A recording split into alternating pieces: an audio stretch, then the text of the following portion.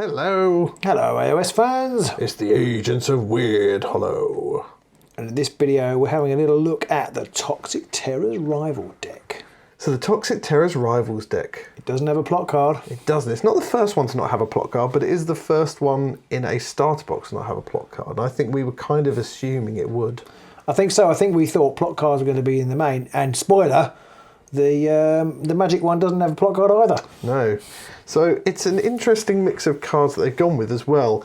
The Toxic Terror's Rivals deck brings back poison in a big way. And it's a mechanic we've not seen in a long time, and I'm quite happy to see its return, although there are no warbands that have it built into their warband. I really like the poison concept, and I was quite disappointed it fell away, so I'm quite excited by the Toxic Terrors, and I feel like they have got some quite nasty shenanigans. There are some very nasty cards in here, and we're just going to talk about a few of them as we go along, and just talk about the deck in general. Now, because of the way the deck works, I think that this could go well with a lot of different warbands. I think whether you've got a small elite warband, they'll do well with some of it, and if you've got a more multitudinous warband, they could do well in other ways. But I feel that either way, if you go purely Toxic Terrors, I think there's a chance it might brick up a bit because a lot of the cards depend on each other and there's a lot of interplay going on there. Right. They've got a lot of good objective cards though, some very easy to score ones. Some are 2 Glory 1, which is a dual card capable poisoners, which is you have to make 1 or more successful attack action and 2 or more surviving friendly fighters need poison upgrades. I mean, that's pretty simple to do really. Second round onwards, you should be able to score that, I think, pretty simply. There's also Deluge of Toxins, which you score immediately. It is a surge after a power step, not after an activation. So after a power step, if there are 2 or more friendly poison gambits are persisting, or 3 or more friendly gambits are persisting. If you've got the poison cards in your hand, that's pretty much a guaranteed score. Yeah, because you haven't got to wait. It's not like they might dispel or something. Or you might accidentally, or someone might die, or something like that. You just play them and you're done. Yeah, there's also things like Toxic Demise, which is scored immediately after an enemy fighter affected by 1 or more persisting poisons is taken out of action. It's a bit like Strong Start, but you don't have to worry about doing it early. You've just got to put a poison on and then kill them, which if you're up against a more multitudinous warband, should be pretty easy to score. Fairly easy.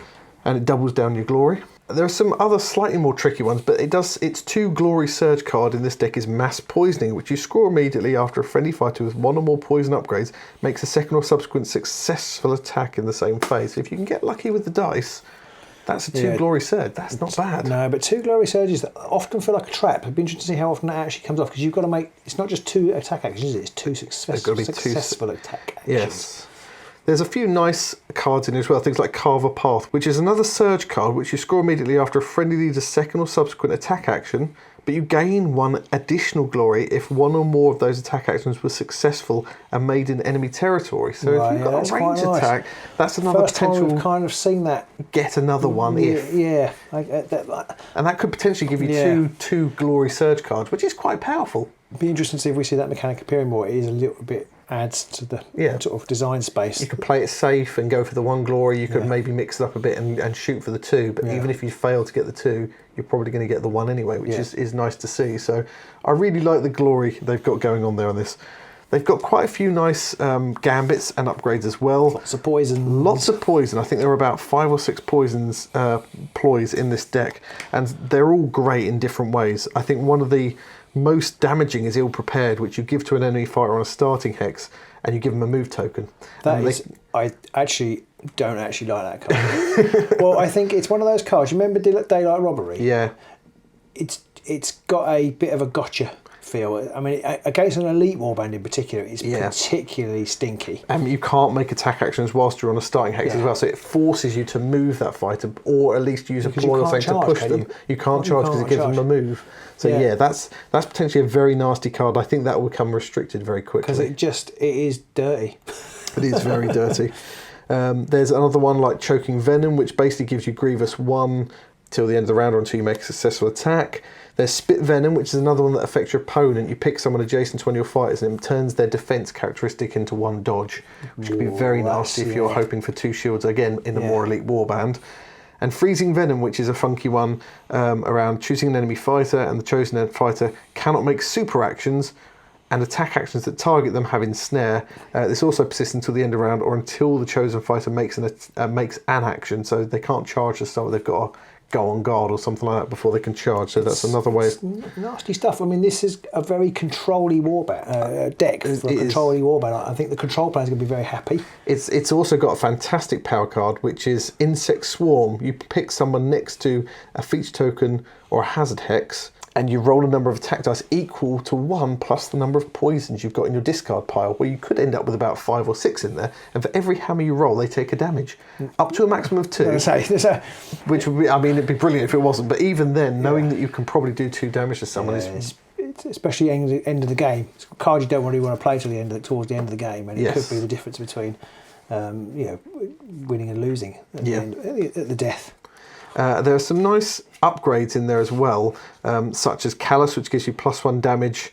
But a lot of them, and this is where I think it might get a bit trickier, a lot of them are based around the fact that the person you're targeting or the person that's targeting you has to have a poison on them. Right. So it's like +1 damage, but only if the target has a poison on them and things like that, which could be a bit trickier. There's a few which encourage pulling people towards you and stuff like that, which is it's okay.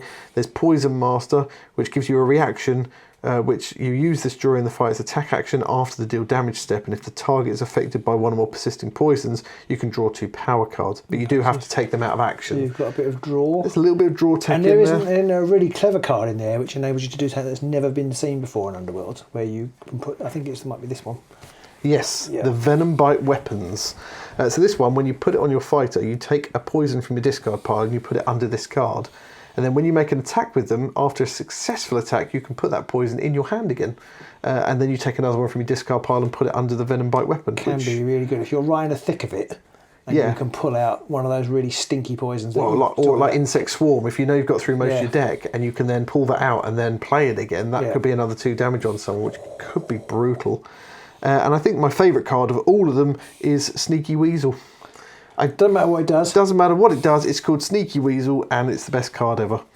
And that is it.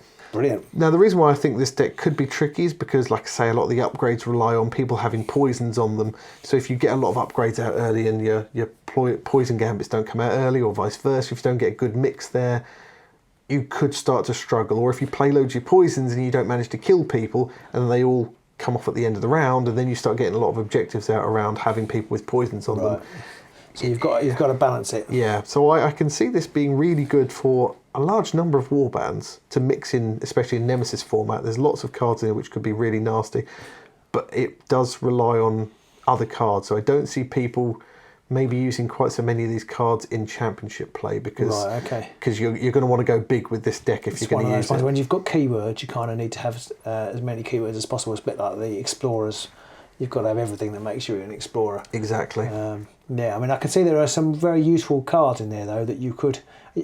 Perhaps you're not going to be relying on the upgrades and the objectives so much, but some of those ploy poisons are going to be good in any deck. Yeah, some, especially the ill-prepared, where giving somebody a move token and stopping them from being able to attack until they've moved, that's just dirty. I'd love to see this being played with Nemesis Wormspat. Oh, yes.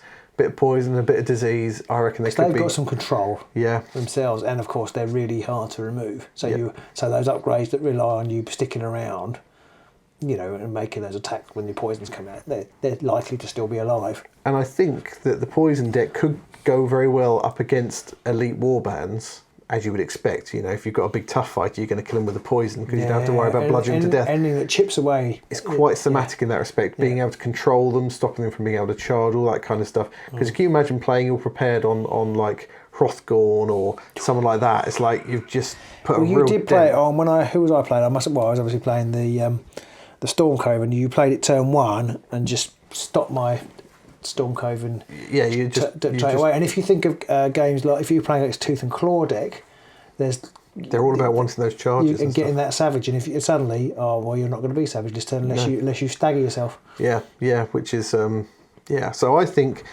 Toxic Terrors has got lots of tricks in there. Yeah, I think it's going to be great fun to play. Lots of new stuff going on, lots of shenanigans. I've just had a mouth of my tea. You put Toxic Terrors in it. So thank you very much for listening to this. If you've got any questions or comments, do leave them below. Don't forget to like and subscribe as always, and do check out our Patreon. Yeah, thanks everyone.